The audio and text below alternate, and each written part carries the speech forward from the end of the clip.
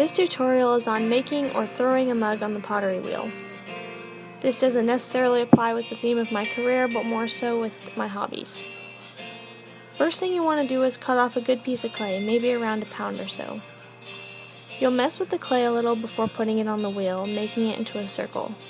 Then place it on the center of the wheel. Next, you'll start centering the clay. Remember to get your hands wet continually so that it makes the clay workable. To get the clay to the size you want, push down with one hand while keeping it centered with the other. Putting one finger in the center of the clay will make the clay start to open in the middle so you can build the walls of the mug. Using 2 or 3 fingers as well as a wet sponge, start pulling the walls upward while letting the wet sponge just touch the walls so they stay smooth. You'll pull them up to a good height. You can measure any basic mug as a guide. Next, you'll smooth out the walls and then you're done throwing.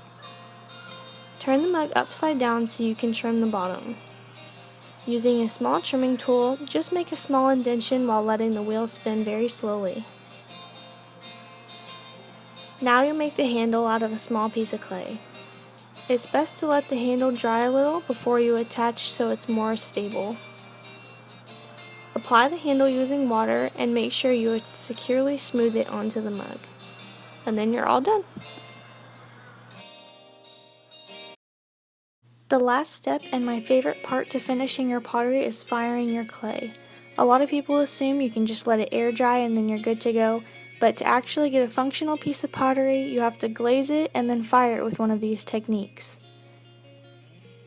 Each technique offers a different look to the pottery, and it also depends on what type of glaze you use and where you put it. This is an electric kiln.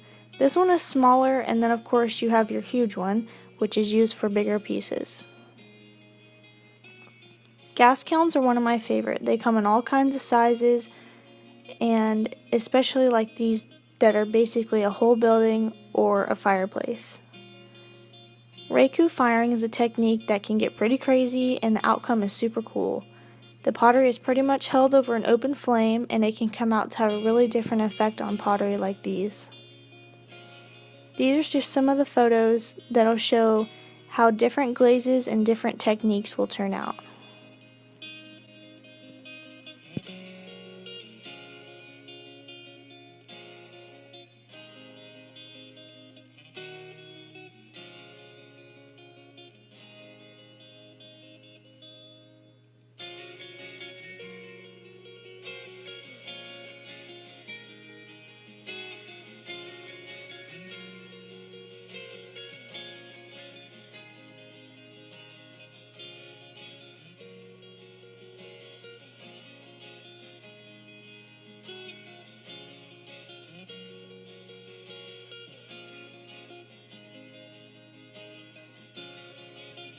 Thanks for watching my tutorial, and I hope you learned something new and interesting.